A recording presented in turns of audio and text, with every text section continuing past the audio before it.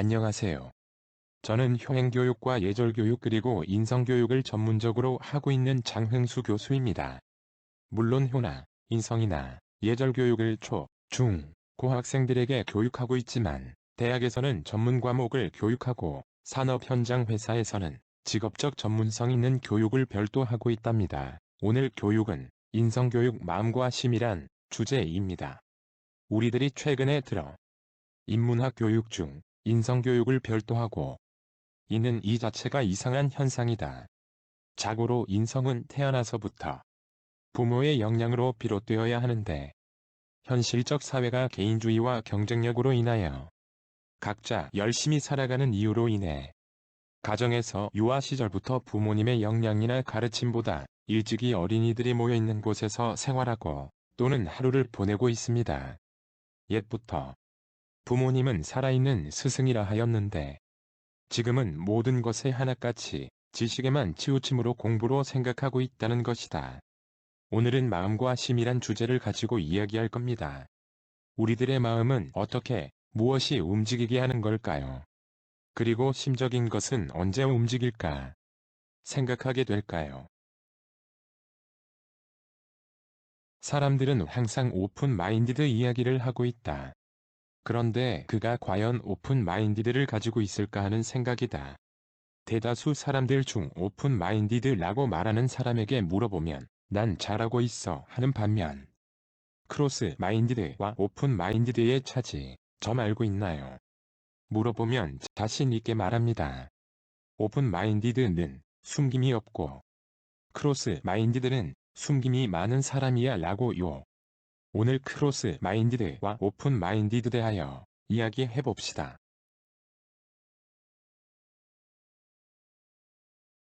조금 전 이야기하였지만 오픈 마인디드와 크로스 마인디드의 두 사람이 있는데 그 두 사람 모두가 많이 배웠고 지금은 성인 되어 있습니다. 우린 그 두 사람을 선비라고 불릴까요? 아님 아저씨라고 해야 할까요? 선비는 대학 공부를 마치고 성인 된 사람에게 부르는 이름입니다.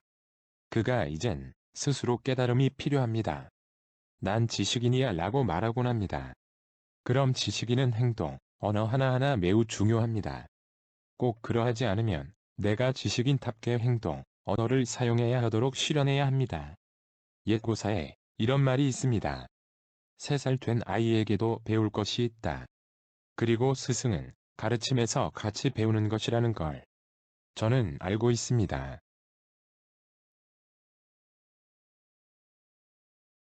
여러분들은 선비가 되고 싶은가요? 아님 무식한 사람이 되고 싶은가요? 설마 무식하단 말 듣고 살고 싶지 않은 거죠.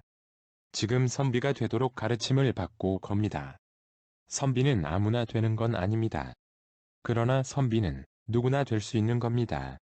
라고 이 사람은 이야기하고 다닙니다. 이유는 노력하고 공부하면 누구나 선비가 되는 겁니다. 하여 화면 나와 있는 사람처럼 선비가 되도록 이 사람이 도와드릴 겁니다. 지금 우리들은 공부할 수 있는 조건이 너무 좋아요. 옛날 사람들은 책과 노트가 요즘처럼 풍부하고 많이 있는 건 아니었습니다. 그래서 나무 그늘에 모여서 서로의 정보를 주고받고 하는 것이 공부였습니다. 그러면서 노트도 없고 필기도구도 없어 땅에다 글을 써보고 또 써서 암기하는 방법을 선택할 수밖에 없었습니다. 선비란 학식과 인품을 갖춘 사람에게 불리는 칭호입니다. 공부를 많이 하였고 대학을 졸업하였어도 학식과 인품을 갖춘 사람이 행동을 하지 않고 깨달음이 없다면 어찌 될까요? 그 사람은 선비라 할 수 없겠지요. 많이 배운 사람은 행동까지 다르게 해야 합니다. 배운 것 실현하고 그리고 내 행동에 대하여 깨달음할 수 있는 시간보다 더 중요한 시간이 실천 잘 했는지 자신을 돌아봐야 합니다. 사람들은 두 종류가 있습니다. 내 가지고 있는 역량을 100%다 소진까지 일하는 사람과 내 가지고 있는 역량을 80%만 소진하여 일하는 사람이 있습니다. 물론 100%든 80%, 그 결과가 중요하겠지만 성과에 대한 만족도는 매우 다르게 나타납니다. 지금 여러분들은 내 두뇌의 용량을 얼마나 사용하고 있나요? 과부하, 아님 그냥 그렇게 하는 건가요? 이 시간 이후부터 내가 가지고 있는 능력을 100% 사용하여 꼭 좋은 사람이 되어야 한다. 좋은 사람은 누가 만들죠? 내가. 친구가 물론 내가 만듭니다. 그러나 상태가 판단해 주는 겁니다. 여러분들이 하루하루를 잘 보내고 보람있게 보냈다면 후회가 있을까요?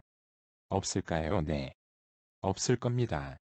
후회 없는 사람이라면 내가 내 인생에 대하여 한 권의 책을 쓸 수 있어야 합니다.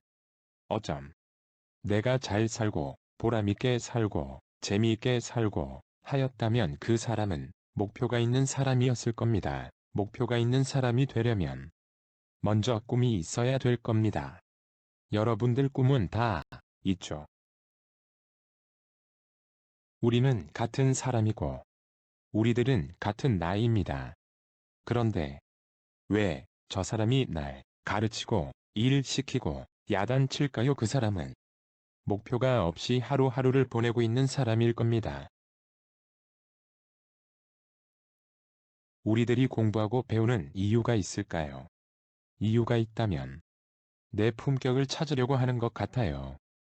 효행은 덕이 근본이라 합니다. 그것은 효행하는 것은 내가 어른이 되었을 때 똑같이 효도를 받을 수 있다는 겁니다.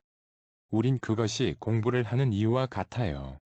그러나 효행을 실천에 앞서 사람이 우선입니다. 인간만 효하는 건 아닙니다. 동물들도 많이 합니다.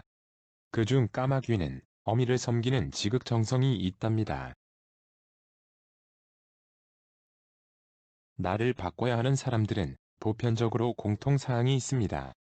상대를 믿지 못하고, 상대를 인정하지 않고, 그리고 따르지 않는 것도 있습니다. 특히 공부를 많이 하였던 사람들은 더 많은 현상이 있죠. 내가 알고 있는 지식이 옳은 거고, 상대가 지금 말하는 것은 다르다는 이유입니다. 인성 공부는 누군가의 가르침도 중요하지만 스스로 깨닫고 스스로 느끼고 스스로 배워야 합니다. 이런 말 아시죠? 마음은 정신에서 나타나고 언어는 생각에서 나타나는 것이다. 이것이 참인성의 표현입니다. 내가 스스로 하지 않으면 아무것도 얻을 수 없고 공부하는 것을 게으름 피우면 선비가 될 수 없다. 여러분들도 목표가 정해지면 최소 1년 이상 실천해야만 됩니다. 시간은 누구에게나 공평하게 주어집니다. 성공한 사람 시간 관리를 잘 합니다. 항상 바쁘고, 항상 불평이고, 항상 상대 탓하는 사람이 있죠. 그 사람은 시간 관리가 필요한 사람입니다. 하루 24시간인데 24시간을 어떻게 활용하고 있는지 알아볼까요? 이 사람이 어떤 학교에 교육 가서 물어본 결과입니다. 고등학생 100명에게 물어 결과 10명은 지금 시간보다 10% 시간이 필요하다고 하고 40명은 지금 시간보다 25% 시간이 필요하다고 했습니다. 그리고 나머지 50명은 50%가 더 필요하다고 한다. 그 이유는 간단했다. 시간적 계획표가 없다는 것이다. 학교 수업 시간표 외에 아무런 시간표가 없었다는 것이다. 조금 전 시간관리 이야기를 했는데요. 시간관리나 내 인성 찾는 거나 선비가 되는 거나 다 같은 것이다. 행동하려면 마음이 움직여야 하는데 마음을 움직이려면 행동으로 옮겨야 하는데 행동으로 옮겨야 하는 이유를 모르고 있다면 행동을 할 수 없을 겁니다. 성공할 사람들과 성공한 사람들의 공통점이 있어요. 지식인이 되는 것보다 인간관계가 더 중요한 것을 알고 있기에 평소 인성 공부를 꾸준히 하는 겁니다.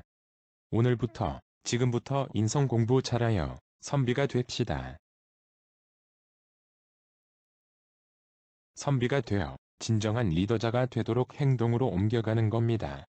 나 아닌 다른 사람을 리더하는 것보다 내가 나를 리더하는 겁니다. 여러분들은 오늘부터 선비가 되려고 시작했습니다. 선비들은 인사도 정중하게, 겸손하게, 친절하게 하는 겁니다.